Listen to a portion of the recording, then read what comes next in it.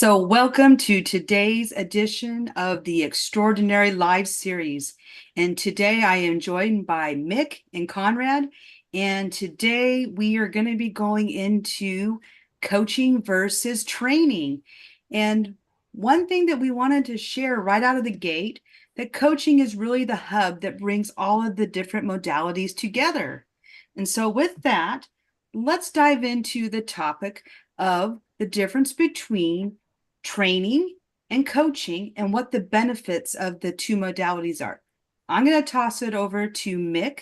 Let's have you give your perspective. Sure. Thanks, Linda. Indeed, I want to tap into what you said a little bit, that indeed everything that we've covered so far, it's in a way, coaching is indeed that little umbrella, that is keeping them all together. And I feel like as a coach, in a way, sometimes you're stepping into that consultant role, sometimes you're stepping into the teaching role, sometimes you're stepping into the training role. And I love that personally. But that's also when it the lines between them are so vague, or for some people, because it might seem like coaching just entails everything. So when are you coaching? When are you training? When are you teaching? And I think that's very interesting. Now, I feel like, and again, I might be wrong here, but from my perspective, coaching is different to training because training focuses more on the session itself. Training happens in the session. And sure, there's a constant growth taking place within every training session. However, what the trainer is taking control of is the session itself, like what happens within the hour. And what I feel like as a coach, I usually do is I don't just take control over the hour, but also what happens in between the time that I see the person again. And I feel like that is, to me, the biggest difference between training and coaching. Konrad, I saw you nodding. Yeah, it's it's also this aspect that, when it comes to coaching, a lot of magic happens between the sessions. This is where the results, the outcomes of a given session are truly understood and integrated. And yeah, on a certain level, it does happen for training too. However, even the very purpose of the session is slightly different, right? A coaching session, as we've already mentioned a handful of times, is very much about self-discovery. It's about curiosity. It's about involvement. It's about knowing thyself better. In comparison to, for example, training. Training is very much about skill acquisition. We get knowledge and or very often some practical application of a given skill set. This knowledge tends to be systemized. It comes in a package, right? It's delivered in a very specific way that hopefully is proven to be successful, that the imprinting of knowledge and skill set will be so thorough that it will last. This is what a good trainer can do. This imprinting effect that is also shared by many mentors is exactly the energy that one is after, that when one is choosing a trainer. Just giving people information is great. However, information isn't quite transformation. And training is also about transformation. It's the person that we used to be before the training, and then we are a new person, elevated somehow in our comprehension or skill set after a good training session. We feel we've learned something. We now have a better understanding, either theoretical or practical. And there is very often also that experiential aspect of training, which can be very important for quite a percentage of our population. So many people learn very well by experiencing something, experiencing a process, using the body one way or another, for example, or situations, role playing, right? Training can be done in many ways, whether it's training in sales, for example, when you would role play with a person, just as much as I do it, right? I do a lot of role plays with people so that we go over something that they say during sales calls and we go over it again and again. Do it, do it like this, don't do it like that, because there is a reason, right? It's better to do it this way. And I would like to explain to you why. Can you see? Great. Now let's do it again. And now let's do it again, right? So when it comes to the training part, the training leaves us with a certain ready product, so to speak. There is this shared understanding that a good trainer will leave you in a better position. In this case, it means one has a higher understanding of a skill or a concept, for example, whilst coaching is more open-ended. An outcome of a coaching session is very much more open-ended, and then the magic also happens in those days and weeks and even months after a good coaching session. Therefore, the integration of that, let's say, incoming information and transformation is somehow different, and yet these two also can be included within the same session.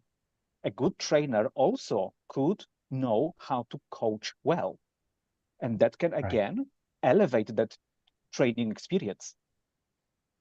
Right? Definitely. This allows a person to know themselves better. Over to you, Mick. Well, I So love the that example that you gave. Sorry, Linda, go ahead. I thought it was me going, but that's all right. You can go ahead. I can jump in. Go ahead. Okay.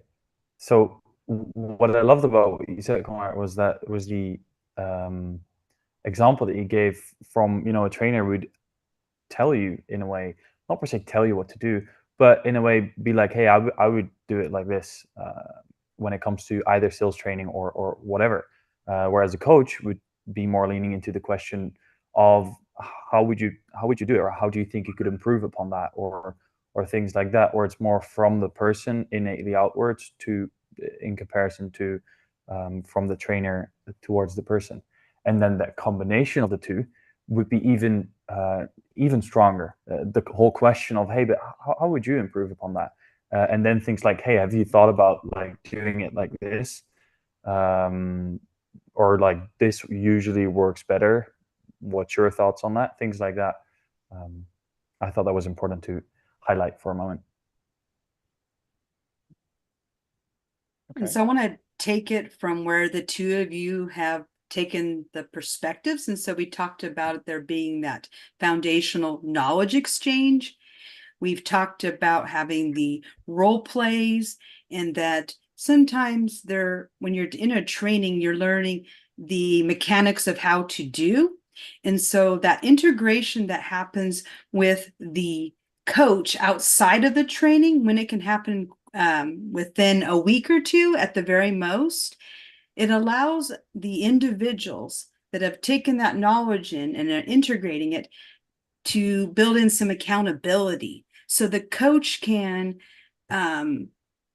invite the person that's taken the training to step into what they learned and practice it, and to be able to get that feedback in the moment. So while you're in a training, there might be some exercises and role playing and some facilitated discussion, which is great, because when you're in the presence of peers, there's more than just you learning that thing. You've got other perspectives and different ways of doing it. So you remember what you took in and what you experienced.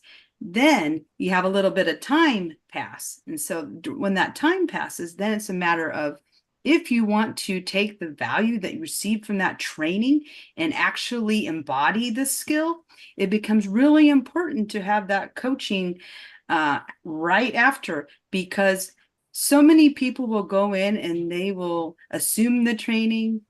They'll become more knowledgeable. They can speak to it actually, but it isn't until they really practice that on their own and have somebody there as a support in case they forget a step or they need and want that feedback. That's why it's so important. And as a trainer and as a coach, I highly recommend anyone going to a training, don't go to the training and forget about it. Go to the training and have someone coach, mentor, guide you in that skill so you can embody it right away. Because when you do that, you are that much more successful in actually continuing with that thing that you went to get training on. Absence of that, not so much.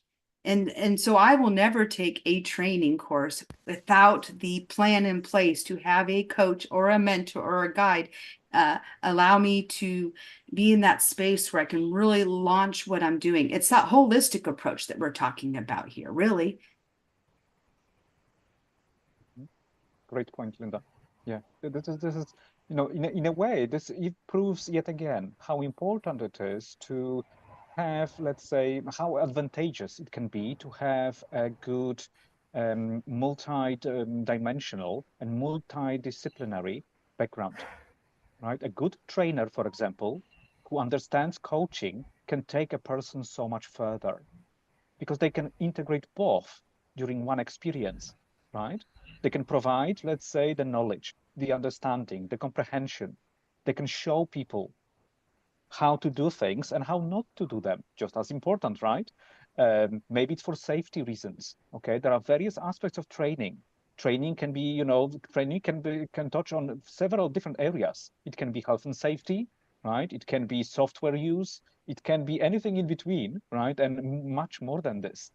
However, the notion of somebody, for example, who, especially if they have like a lived experience, right, of a given skill set, this is also where, let's say, they can help a person understand a given skill set from various angles, both in terms of, let's say, theory and practice, because they can also answer so many different questions.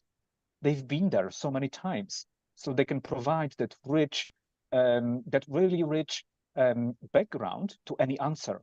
It's not just a yes or no. It's a yes because ta-di-ta-di-ta, or no because, and so on and so forth. And I would also think that, let's say, when it comes to coaching, coaching is priceless because it also invites a person to engage in self-inquiry. Okay, let's say somebody can be learning a skill. Let's say I'm going to go back to my example of sales. Somebody might be learning sales, right? And yet one can offer a certain line of inquiry. One can show other people how can sell, for example, in one way or another. But then comes the coaching part. Let's say for a given person to choose which works better for you. Would you rather do it like this? Why would you do it like that? Because your personality suits better this way, right? In this way, towards, for example, this way of selling. And or provision of a skill set and a certain framework of a skill set, understanding of a skill is one thing. However, coaching then very nicely complements the whole experience because it tailors it down to a person on a level that isn't just spoken at a person, but actually allows that person to also answer questions by the very aspect of answering questions, showing whether they understand what has been just said, yeah, whether they grasp the concept well in their very own way, not by parroting the trainer, right? Parroting the trainer means that the person doesn't get it yet. But if they can describe what they have learned using their very own words, this is a good sign that somebody is integrating this newly incoming knowledge and skill, and they begin to grasp, understand, oh yeah, I'm getting it now. I can describe it in my own words. What would you say, Mick?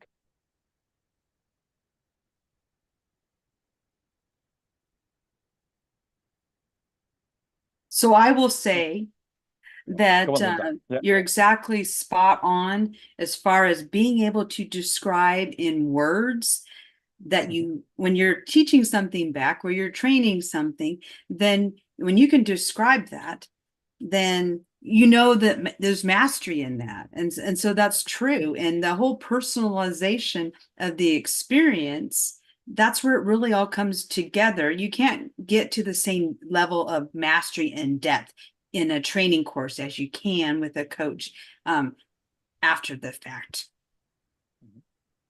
Yeah.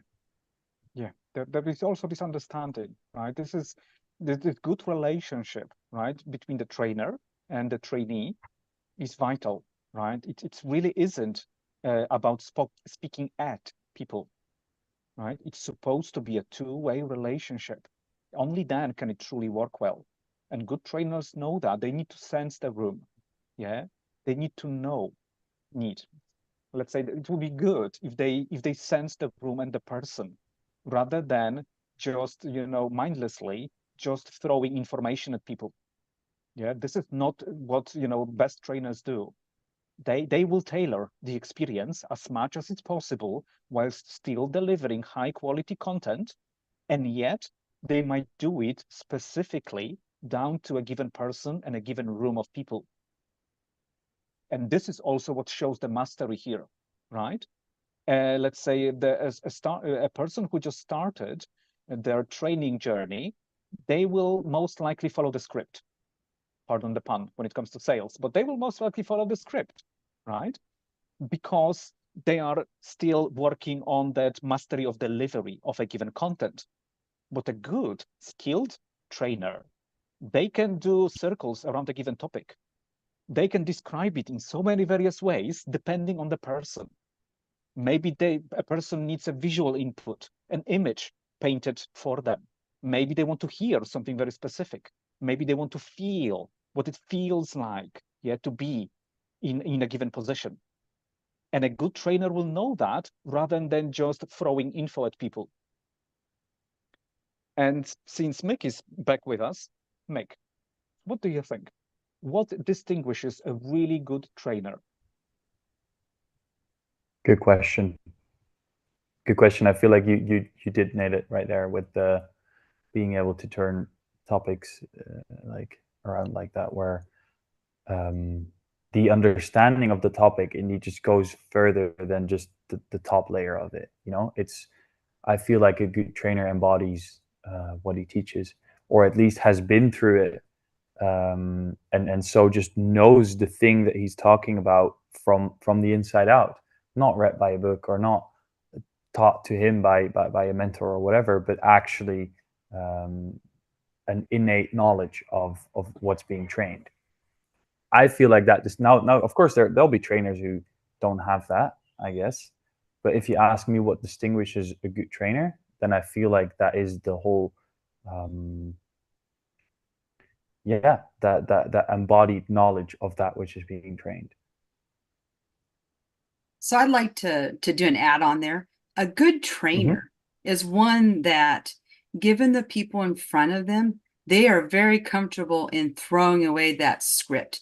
They will tailor their approach to what's needed on observation in that room and invite individuals to explore, whether it's an exercise, a role play, what are the next steps that they would take to be able to accomplish said thing.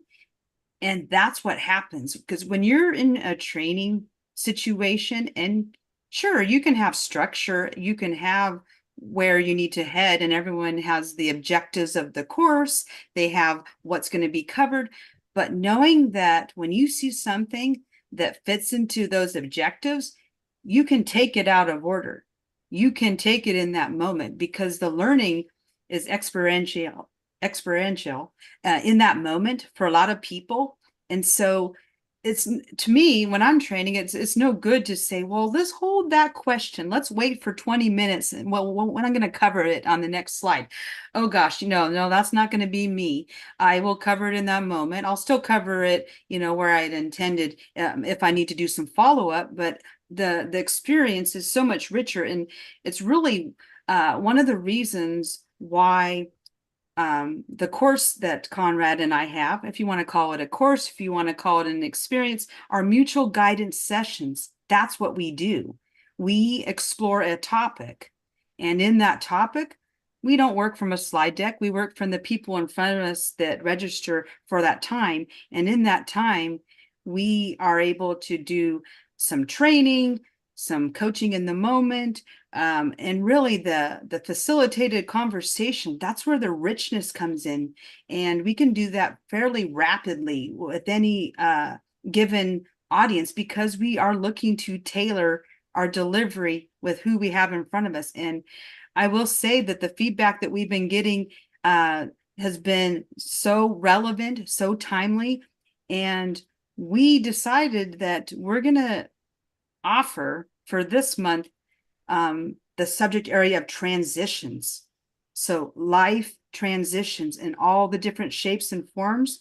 We are ready to jump into that topic, and really what we're talking about today is very much about what we do in that dynamic. And Konrad, would you care to elaborate on the success of our model and what we found to be the winning secret sauce to making those sessions some of the best? Yeah, of course.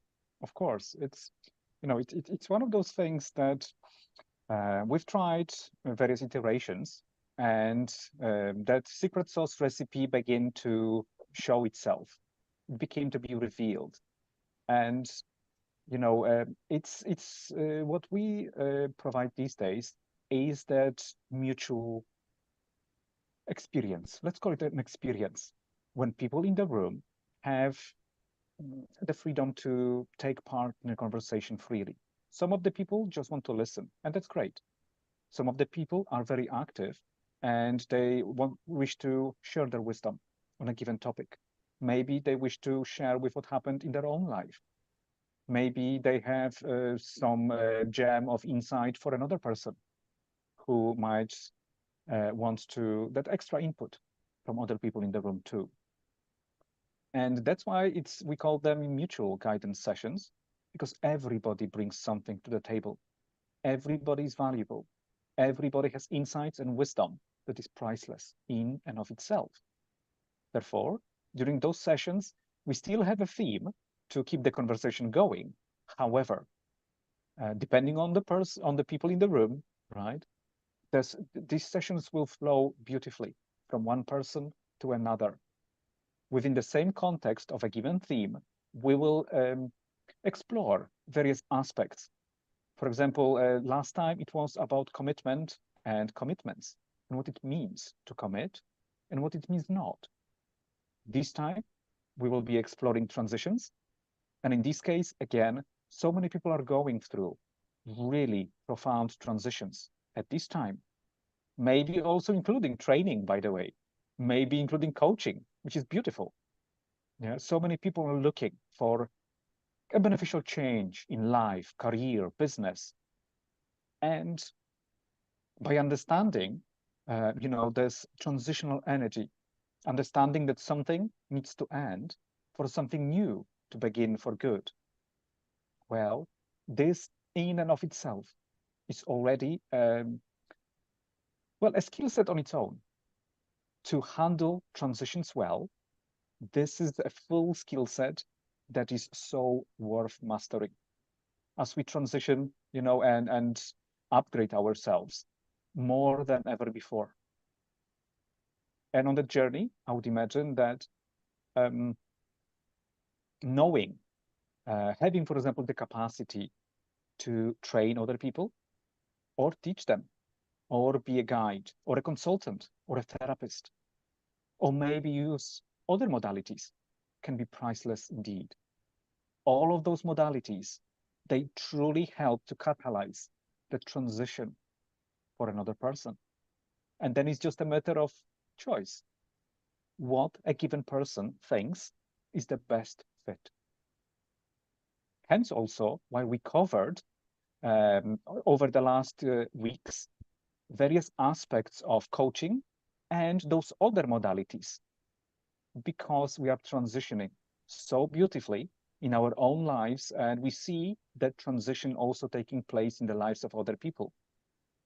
And so here, after this series of episodes here, we have seen and explored various aspects of cooperating with other people to know ourselves afresh. Maybe it was teaching, maybe it was training. We touched also about, we also talked about mentoring. Those various modalities that can offer so much, both for ourselves and for other people too. Whether one is a practitioner or whether one is experiencing a given modality, there is always wisdom. there is always gold to look for. And well, I wonder. It's one of those things that, well, lived experience is priceless. Attending, let's say, choosing to attend one of our sessions is one of the ways to meet wonderful people in the room and also delve deeper into a given topic from a whole variety of perspectives. As every person in the room brings something to the table, and within those few hours, we look at what, for example, transitions are, how to navigate them better, how to be the very best version of self. And I would like to invite everybody who has time next week to join us in the room and make the magic happen.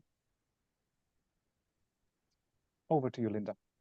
So you've heard Konrad's invitation to join us in the sessions next week so that you can learn how to navigate those transitions, whatever one that you happen to be in, and do it in a group of individuals looking to do the same.